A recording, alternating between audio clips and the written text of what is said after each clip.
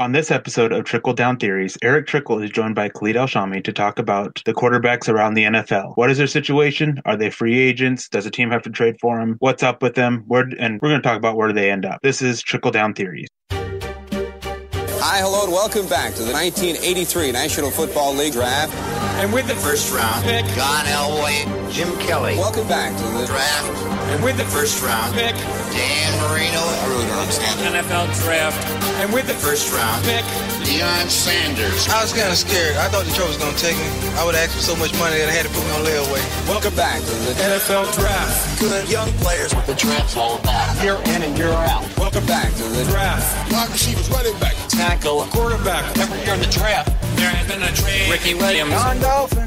On a shady Saturday. Welcome back to the draft. Defensive line, wide receiver, running back, tackle, quarterback. That's all I'll get into that. Good morning, afternoon, or evening, ladies and gentlemen, and welcome to Trickle Down Theories. I am your host, Erick Trickel. On Trickle Down Theories, we talk about all things NFL and draft, with a small focus on the Denver Broncos, as I'm also an analyst with MileHighHuddle.com. We will talk about all things from signings, trades, rosters, team needs, and anything and everything you can think of. Joining me today is Khalid Alshami of MileHighHuddle.com as well. Good evening, Khalid. How are you? I'm doing pretty well. Getting pretty close to weight bearing on my leg, walking without crutches and whatnot. I cannot wait for that day to come. I can only imagine that day not having to worry about the crutches. I remember when I had to use them for my sprained knees and ankles. And one time they wanted to put me in a wheelchair because I sprained both my knees and both my ankles all within a matter of 2 days. Your injury is a lot more severe than a couple sprained knees and a couple sprained ankles. Yeah, that sounds like a nightmare, though. I would never want to be stuck in a wheelchair. I've been wheeled out of both surgeries to both of my knees, and it's never fun. Yeah, I just didn't want to have to deal with school and riding the bus to and from school with the wheelchair. Just no, thank you. So I just ignored it, and that's why today my knees are as messed up as they are. I never put a cast on. I never used the crutches, nothing. I just walked with them all sprained like that. Anyways, thanks to all of you listeners for giving us a listen as we talk about the quarterback situation around the NFL. We're going to be talking about multiple different quarterbacks, from free agencies, options to trade options to even the NFL draft. What's their circumstances around them, and where do we think they're going to end up? Because that's what everybody wants to know. Where are these guys going to end up? First guy we're going to talk about is Kirk Cousins. Now, we're not going to go super in-depth on him because Khalid and I, we've done a previous show on it, episode 1 of Trickle Down Theories, just focused solely on Kirk Cousins and the other teams and options that are there and where we think he ends up. Everybody knows the circumstances there. We know how Washington treated him. We know all the teams that are interested in him, or so we think. And I know, Khalid, you're such a big fan of his. I'll let you kick this one off. Yeah, the huge story that's come out this week is a media report suggesting that the New York Jets could offer Cousins $60 million guaranteed in the first year of his deal, 2018. The moment this came out, as you know, we've went back and forth on it on Twitter. I called it media speculation from the beginning. And recently, actually yesterday, Jets insider Manish Mehta, I think that's how it's pronounced, said, and I quote, "The notion that the organization will go to any lengths to sign him is patently false." Manish has given the first accurate public insight of the Jets' line of thinking on Cousins. They'll be interested in Cousins, but they won't go all out in an attempt to sign him. From a franchise perspective and from Cousins' perspective, I just don't see the fit there. He wants to go somewhere he can win. If it's all about the money, the Jets make a lot of sense. They have a ton of cap space this year and moving forward, and they're not a terrible team, but they don't have a history of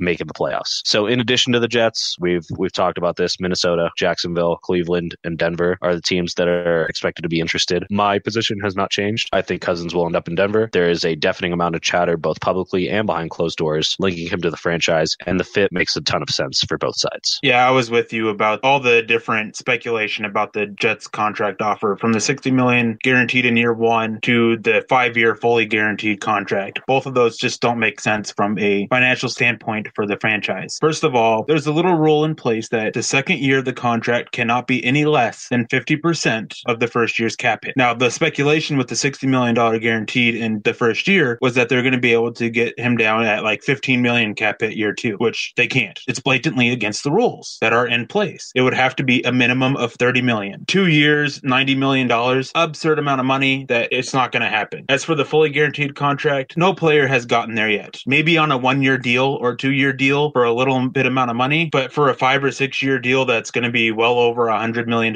in total, no, not going to happen. Not yet. Maybe you might be able to see one that's about $70 to $80 million fully guaranteed. And with the fully guaranteed contract, the issue is, and will always be, teams do not have a way out of the contract. They always want to protect themselves when when it comes to the money. They always want to be able to get out of contracts when the player isn't living up to it or if they're getting hurt. And a fully guaranteed contract with Kirk Cousins, it shouldn't sit well and doesn't sit well with anybody I've talked to in the NFL. There's no way out. If he gets seriously hurt, they're stuck with him. They're stuck with that huge cap hit and that huge amount of money with him. If he decides that he doesn't like it there and retires, that's a huge dead money hit that they have to deal with. It's insane to think that they'd go 100% guaranteed. And my position hasn't changed on it. I do think Minnesota or the Cardinals, I've heard, have really jumped in on this, but I think it comes down to Minnesota or Denver, and I know he really wants to be in Denver, so I think that's where he's going to end up. I heard recently that the Cardinals were out on Cousins.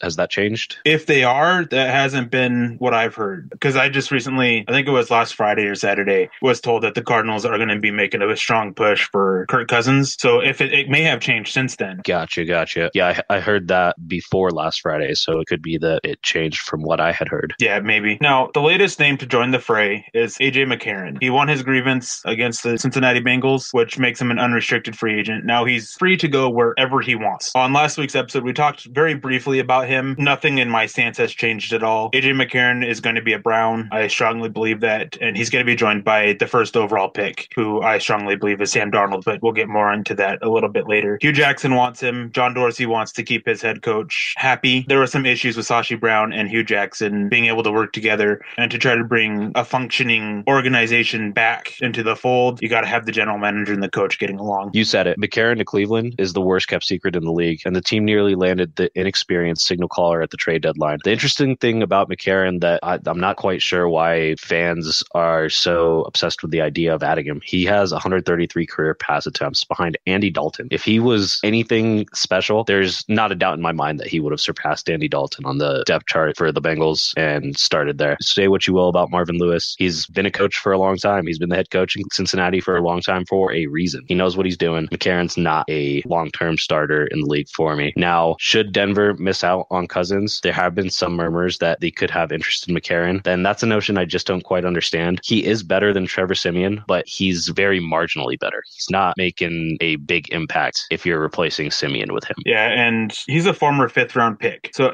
with 133 career attempts, what has he done to show that from being a fifth-round pick that he was worth a first or second-round pick that Cincinnati was asking in trade? And what has he shown that he's worth this $15 million per year contract that he's going to get? Nothing. He's decent when they are on script that they set up. But as soon as that script is done and over with, and they're now calling and adjusting to what's going on the field, he fails. I don't think McCarron's even that good of a backup choice, personally. I think he's, at best, a third quarterback option that's going to be drastically overpaid. And whoever does it, I don't think the team's going to be very happy, and it's probably going to be the Browns, and they have a lot of money to make it work, but he's just an interim guy, which is what makes it work for them, at least. Yeah, the Browns are the only team that makes sense for me. They have his former offensive coordinator and Hugh Jackson as the head coach. Hugh Jackson likes him. That makes sense. That's a solid fit. If you're going to throw money at him to be a starter, it should be in Cleveland. For it to be anywhere else in the league makes no sense to me at all. Yeah, and at least he's, as I said, an interim, so they can bring up a rookie and work on molding him into the franchise guy. And who knows, they may even decide to stick with Kaiser, but I doubt that. Now, there's been yet another name that's been cropped up, but he's still under contract, and he just recently won the Super Bowl, and he just recently won the Super Bowl MVP. That's Nick Foles. Now, there is a bunch of film out there of him as a starter, and none of it is pretty. Even that one excellent year he had with Philadelphia, his rookie year, where he had like 27 touchdowns and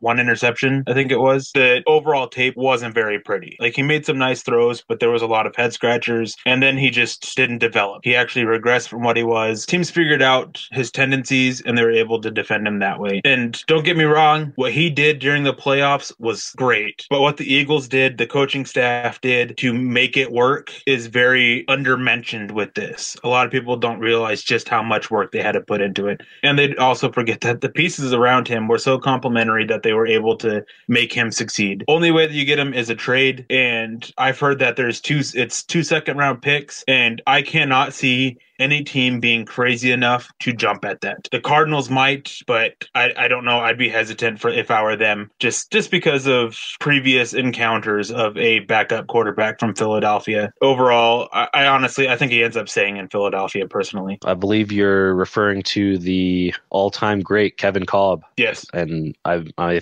believe Arizona gave up 2 second-round picks for him the first time, or it may have been just one second-round pick. I'm not 100% sure. But yeah, he didn't have much of a body of work, and Arizona overpaid for him, and he bottomed out. So could be a very similar situation if Foles is traded. But speaking of Foles and the playoff run that he had, it's very, actually eerily similar to what Joe Flacco did in 2012 on his way to winning a Super Bowl, and then getting paid as the best quarterback in the NFL. And we've all seen how that turned out. So Nick Foles, great guy, solid quarterback, not anything special. He did pretty well his rookie year, but a lot of that was luck. He had a lot of dropped interceptions that year, a lot of head scratching passes, like you mentioned. So I think what's most likely to happen is that he ends up staying in Philly. The health of Carson Wentz is a big question mark. I don't think he starts the season healthy. I don't think he's ready to start once they come out week 1. And I think Foles is going to be the guy who's starting. And Philly is the best fit for him. They have tools around him. They have a coach who's going to game plan to his strengths. That's where he should stay. But if he is moved, and I know we've talked about Cobb and that there's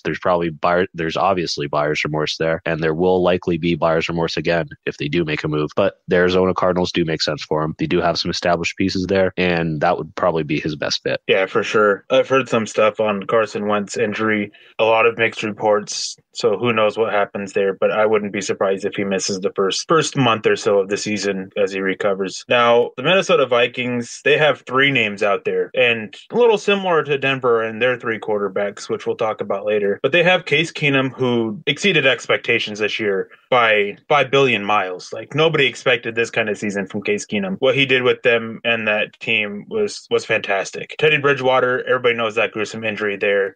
He showed some promise before that, but no one knows where he's at now. And Sam No Knees Bradford can't stay healthy. His knees are shot. I think he should retire, but I have no idea what he actually does. I can see some team being so desperate for a quarterback or any kind of resemblance of a quarterback and taking Bradford. Now, when he's healthy, what the product on the field isn't super bad. A lot of people act like he's an awful quarterback, and he's not. He's about middle of the pack. It's just he can't stay on the field. So I think he should retire. Well, he actually really doesn't have any knees left. As for the other 2, I actually think they both end up staying as the Vikings. I think they'll end up tagging Case Keenum, probably a transition tag. That's what I've been hearing a few times from my sources within the Vikings. And that way they can see what's out there and still try to work on something for him. And Teddy Bridgewater, they don't want to give up on him just yet. They want to see what he can do when healthy. There has been some rumors that he's unhappy in Minnesota and wants out, which that could play a role in what they do with him. But I think in the end, they're both kept. Hey man, all I have to say about Bradford is don't knock guys with no knees. We've proven time and again that we're underappreciated. I'm only kidding. Bradford's definitely a guy who I think should retire. Every time he's come back, he's gotten hurt again. And that sucks really, because I like Bradford a lot as a player. I think he brings a lot to the table. He's a very accurate passer, smart decision maker,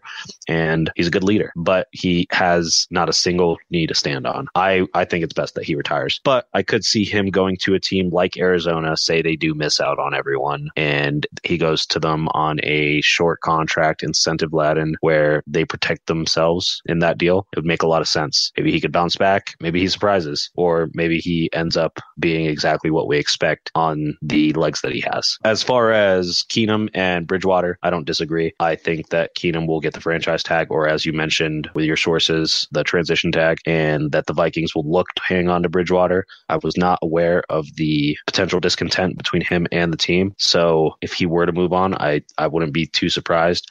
I'm honestly surprised, even with the state of his knee, that they didn't pick up his 5th-year option. I believe the number on that was a little under $7 million for 2018, which is a bargain for even a backup quarterback. So a little surprised they didn't do that, but I also understand, considering the huge concern with his knee after that gruesome injury. So I'd like to see him stay in Minnesota to see that work. I'd like to see Bridgewater be the franchise quarterback that he looked like 2 years ago, and hopefully that happens. But if it doesn't, I think they do protect themselves and keep Keenum for at least the short term, and then figure out their next move if they do strike out on Kirk Cousins, which we'll find out before the franchise tag deadline. I think that's March 12th, if I'm correct. Yeah, I think so. Okay. Yeah, so we'll find out by then whether Minnesota will truly be in on Cousins or not. So I'd expect them to hang on to Keenum in the short term and to hope that Bridgewater turns into the franchise guy that they thought he was going to be in long term. If Keenum doesn't end up back with Minnesota, I would not be surprised at all if he ends up in Denver. There's a connection there with Gary Kubiak now playing a major role in the front office, and he's coming off a very good season. As I just mentioned before we got talking about the Minnesota Vikings, the Denver Broncos also have 3 guys, and while there are some similarities, it's nowhere near a carbon copy of it. Brock Osweiler, he's set to hit the open market.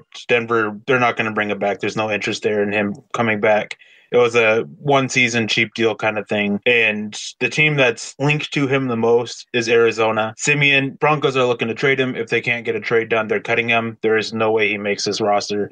Next year, there's no way he's on this roster past June. The Falcons, the Jets, and even Washington have been 3 teams that I've heard him linked to. And even the Bears make a little bit sense as well. An experienced veteran to sit behind their young quarterback and step in if need be. And then the third guy is Paxton Lynch. I keep seeing people talk about how he's going to be cut. He's not. His contract makes it really hard to get out of right now. So he's going to be either traded, which there are some teams showing some interest there, but Denver may likely lean towards keeping him if they can't get something they think is fair for the potential that he still has. But in the end, I think he sticks around. I think he makes this roster until training camp at least. And I actually wouldn't be surprised if he ends up cut before the season. So, and then Denver has a 4th quarterback. I wasn't planning on talking about him with Chad Kelly, but guys, listeners, you should be jumping off the Chad Kelly train. He's not getting a serious chance in Denver. Sorry, I know a lot of people like him. I know there's some out there that think that he was a 1st or 2nd round talent, which he wasn't. He didn't fall just because of off-field and health. If it was off-field and health, then he still would have, and teams liked him, liked his talent, they still would have taken a shot on him. Jake Butt, Malik McDowell, Bradley Roby, Shane Ray, Randy Gregory, Tyreek Hill, the names go on and on and on of players with injuries and or off-field issues that were still taken because of talent. Chad Kelly was just not liked by NFL people, NFL personnel departments, anything like that. So time to jump off that train. So Osweiler, Arizona, Simeon, I think it's going to be the Falcons that end up trading for him. Get a younger backup for Matt Ryan instead of the 100-year-old Matt Schaub. And then Paxton Lynch sticking with Denver for now. Hey, let me just say, Swag Kelly is my guy. His little brother plays lacrosse. I think that's awesome, and he supports him. But outside of that, yeah, he was going to be an undrafted free agent for a reason, not because of his injuries, not because of the quarterback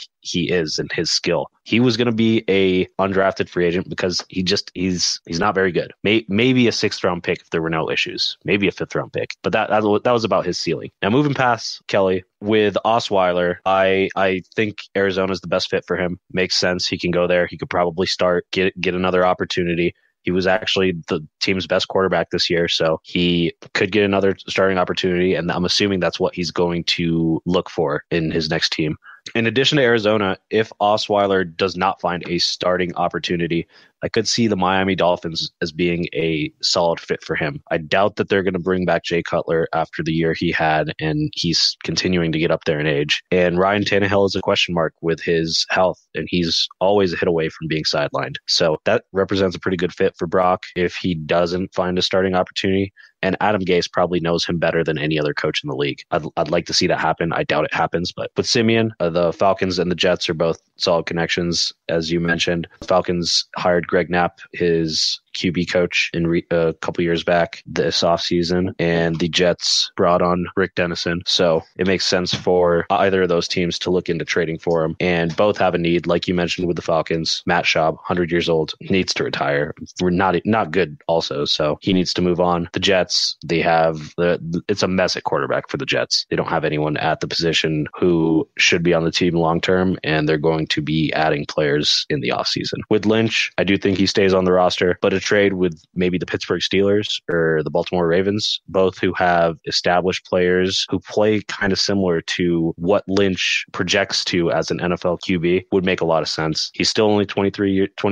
He is still only 23 years old and has tools that you'd want at the position. So I'd like to see him to go to a team like that and potentially have future success in the league. Yeah, I don't disagree with any of that. But before we get to the last few guys that we're going to talk about in the draft options, I just want to remind you listeners to please give us a click click and subscribe to us on iTunes as well as Stitcher. Don't forget to share us on Facebook and Twitter. We wouldn't be here today without your listeners. So as a call to action, please go take the time and go to iTunes or Spreaker to rate and subscribe to let your voices be heard on how you enjoyed the show. This would be so much appreciated, as you guys are the ones who enable us to do something we all love to do. So please help spread us around. Now, another name that's being thrown around is Tyrod Taylor, who is currently under contract with the Bills, and a report today came out and said that the Bills do not want to cut him. Everything I've heard is that he will be a cap casualty. There's some issues with the coaching staff and him. There's issues with people in the front office and him. There's issues with him and other players on that offense. It's time for a change of scenery for Taylor. So I don't see him sticking around there. And now I know you don't share the same view as I do on him, Khalid, and Denver, with Denver being an option there. I think if their plan is to go get Baker Mayfield, I think Taylor would be a smart option for them, simply because their play style is very similar. Of course, we're going to talk about another guy who fits in that kind of category as well. But if Denver can't get this other guy or get Kirk Cousins and Baker Mayfield's the guy, I think they should go Taylor. They don't have to change their offense around for either quarterback if either one gets hurt and the other one has to play. I'm not the biggest fan of it. I get it. Just makes a little bit of sense, and especially with the connection to Gary Kubiak, who wanted him a couple of years ago. I actually don't mind the idea of Tyrod Taylor as a backup, but the problem is a lot of people think that Tyrod Taylor is going to come in and become the starter and lead the team and be an upgrade, and I just don't see that happening.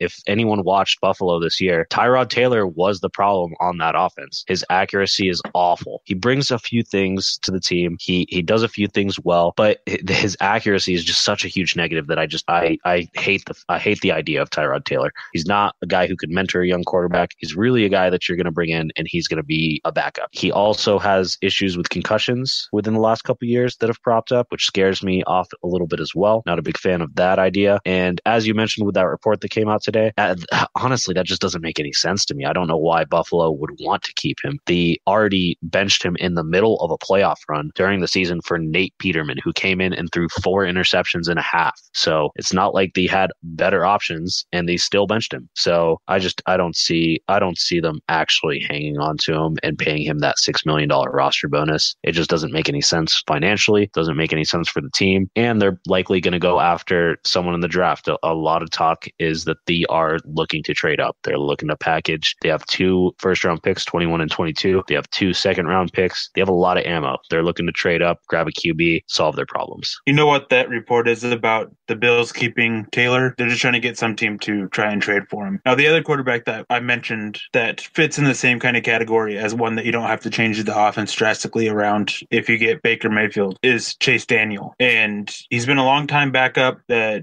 in the end, I think the Saints end up keeping him. But if they do let him go, I really wouldn't mind Denver going after him to bring in as a backup, maybe even an interim starter while they bring Mayfield up to speed. For those of you listeners who don't know, I do a daily mock draft, and one of my favorite scenarios to play around with is getting Chase Daniel as the quarterback and not Kirk Cousins, and then using that free agency money and getting a bunch of weapons, solidifying the offensive line, bringing in some extra help on the defense side of the ball, and then going and snagging that quarterback at number 5 and being able to move around in the draft. So if you haven't yet, go check out the mock drafts over there too. Come out every single day, and I try to aim for all different kinds of scenarios. But I really like Chase Daniels. I remember when he made a comment about him that wasn't actually thinking about it, and I'm like, okay, yeah.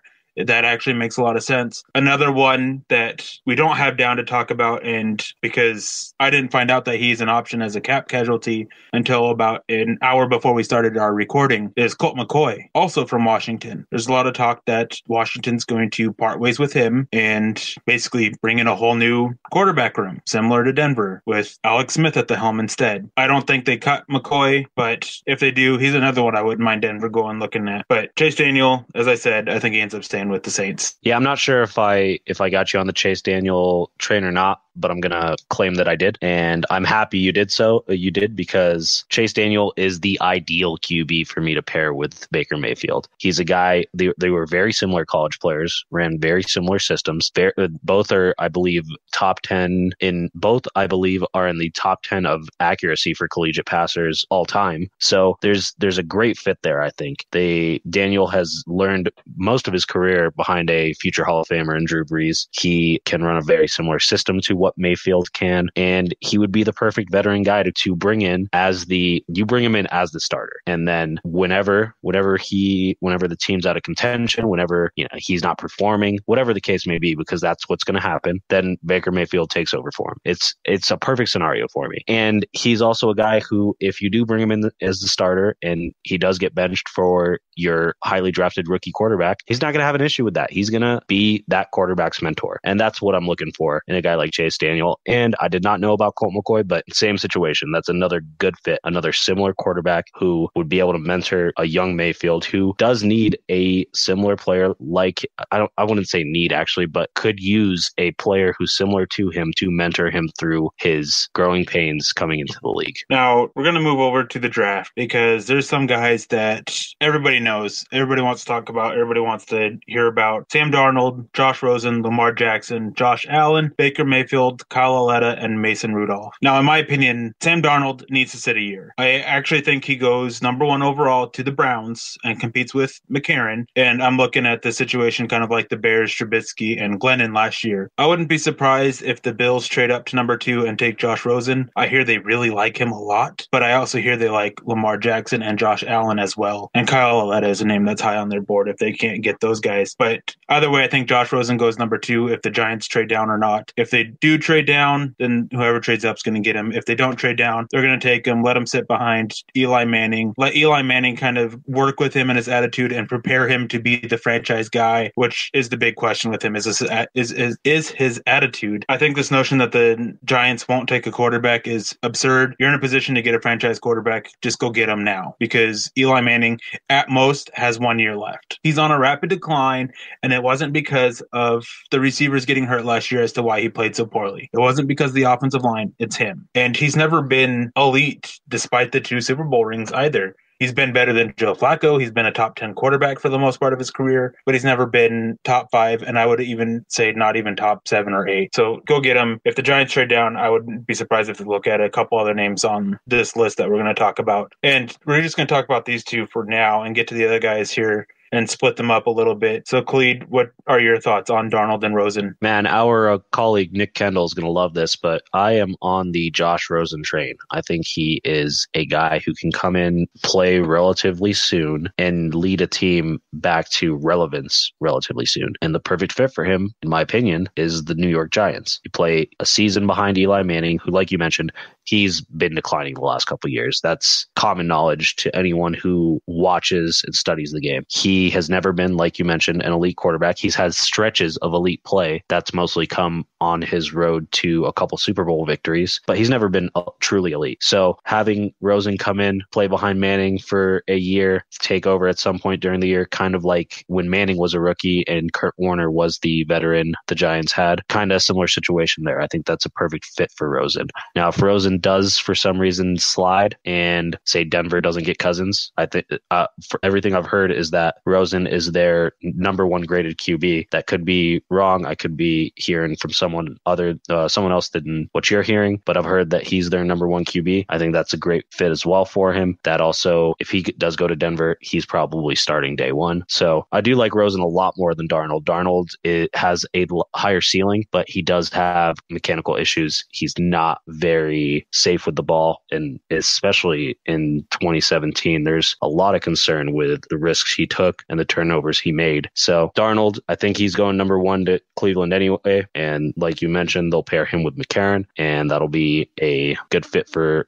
both. He'll be given a year or 2 to learn, develop behind McCarron while Cleveland continues to rebuild. And they have a ton of draft picks to do so. I think it makes sense for both of those teams to go Darnold, Rosen 1-2, and then leaving Mayfield as the 3rd QB to be taken off the board. Yeah, and with Rosen, he's the best pure pocket passer in the draft, and it's not really close. I will say I have him as my number 2 quarterback behind Baker Mayfield, although with my grading system, they are so close, it's more of a 1A, 1B kind of situation. I think it's like 0.02 points that separate them. So that's how close it is for me. And the edge was Baker Mayfield's ability to play when things go off schedule, when the pressure comes and he has to move and make something happen. That's just what gives me the edge, especially with the play of the offensive lines in the NFL at their state right now. And a lot of people don't have Mayfield even in their top 2, which I think is weird because he's better than Sam Darnold. I think he's a better prospect than Sam Darnold and a lot safer than Sam Darnold. In that second tier, Baker Mayfield's joined with Josh Allen and Lamar Jackson. Now, Josh Allen, he's a long-term project. So I think if you want to take him, you have to have an established veteran. I don't think the Patriots will actually look his way, but a team like the Patriots makes sense. Even the Packers make sense if they decide to try to get some for Brett Hundley and develop a new guy behind Aaron Rodgers. But the Ravens, the Steelers, and the Chargers, those are teams that I've heard linked to Josh Allen with interest of getting a future franchise quarterback now so they can sit and develop behind their established veteran. Jackson, there's a lot of talk about him being a wide receiver. I think is absurd. I think he's a quarterback, but you have to develop him and you have to scheme around him correctly and have him in something that he's going to be comfortable with and that you want an established veteran that you're willing to make the scheme changes after that veteran leaves or if that veteran gets hurt to work with him. As for Mayfield, I talked about him briefly to start this off, but the Jets or the Broncos, that's who they're going to get. It's either going to be the Jets or the Broncos who land Baker Mayfield, and it'll all depend on who ends up with Kirk Cousins. What were your thoughts on the Cardinals in that equation? Because I know there's some chatter about them looking to move up as well into Denver's pick range to potentially draft a quarterback. There's some chatter there. Everything I've heard links them more to Lamar Jackson or Josh Allen. And I think they're moving up maybe to secure Allen as that developmental guy that they can sit there and work with and try to get ready. Everything I'm hearing may be wrong or things may change and they may actually be after Baker Mayfield. For all I know, it could be a smokescreen. But as I said, everything's pointing to Jackson or Allen. Gotcha. I would say that, so going back to Buffalo, I would say it does make a little bit of sense for them to potentially hang on to Tyrod Taylor if they draft a guy like Lamar Jackson. They have a guy that they can develop behind a similar quarterback, and it would be a pretty decent fit. For Allen, as you mentioned, Ravens, Steelers, Chargers make the most sense. I would say, personally, I think the Chargers are the least likely to make the move up that they need to select him. I could see either the Steelers or Ravens giving up what it takes to grab him behind Roethlisberger and Flacco, respectively, and that would be the best landing spot for him. Or, like you mentioned, the New England Patriots, but it just doesn't really make sense there. They're picking at 31. He's definitely not going to be available then, and they're probably going to go with a guy like Kyle Lauletta, who we'll talk about here in a minute. You mentioned the Patriots and Lauletta, and that seems the perfect fit. Every Patriots guy I've talked to, not with the team, but fans of them, they want Lauletta. It makes so much sense for them to go grab him. They pick at the right range. They have the personnel around him to work on making him successful. They have the quarterback in front of him, some guy named Tom Brady, to allow him to develop and adjust to the NFL game. It makes a lot of sense there. And as for the other quarterback we're going to talk about in the last one is Mason Rudolph. I don't think he has much to offer as a long-term starter. I think he's at best a spot starter and that 15-year backup quarterback that's going to make a bunch of money over his career and not take the hits. I think that's the job that people want in the NFL. You're still making, with the way contracts are going, you're going to be making 10, 15, maybe even $20 million here soon per year. And you don't have to worry about going out there and taking the hits as often as you would if you're the starter. So I think he's in that perfect spot there personally. But the team that makes sense for Rudolph is the Chargers, because they might be able to get him in that with that second round pick and let him sit behind Phillip Rivers and maybe attempt to develop him into something. Yeah, you took the words right out of my mouth. I was going to say Mason Rudolph, Los Angeles Chargers. It just makes way too much sense for it to not happen. He is a similar player to Phillip Rivers size-wise, not very mobile, is the perfect backup for him as well. The only question I would have there is they did trade for Cardell Jones from Buffalo this year, and everything I've heard is that they like him. At the same time, I don't really see him as a developmental guy that could eventually step in for Rivers, so it would make sense to grab Rudolph, hoping that he can be that guy. Again, I agree with you. I don't think that he is going to be. He's a long-term backup in the league, which is a nice cushy job. I'd take that job. I think anyone would do that in a heartbeat. So that makes sense for Rudolph. And then Lauletta, yeah, I think New England's the ideal spot for him. He's kind of, to me, the Jimmy Garoppolo of this draft, a little under the radar. Teams aren't going to look to overdraft him, and he'll likely land with one of those teams, a likely New England Patriots, where he can learn behind Tom Brady. I don't think there's any situation better for a young QB coming into the league.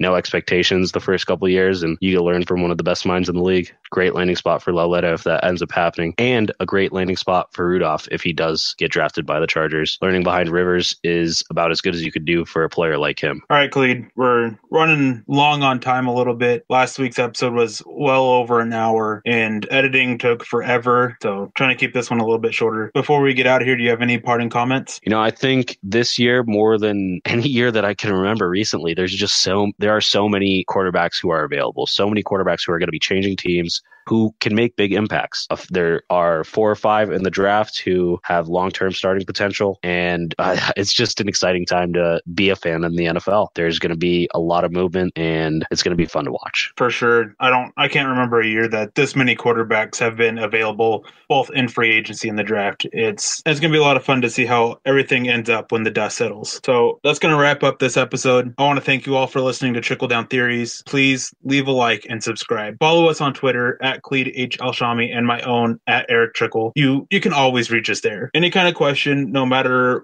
what it's about when it comes to the Broncos, the draft, free agency, even other teams, football in general. We're more than willing to respond. We love the interaction because if it wasn't for you guys, we wouldn't be able to do this.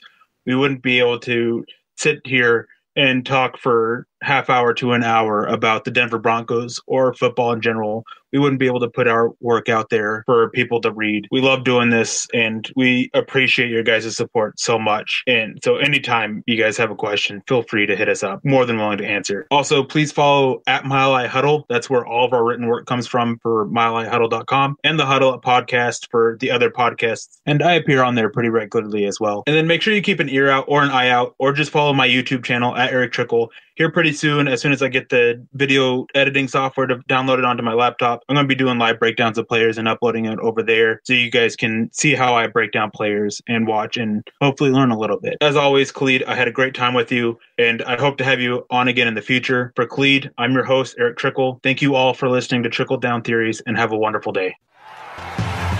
Mile High Huddle.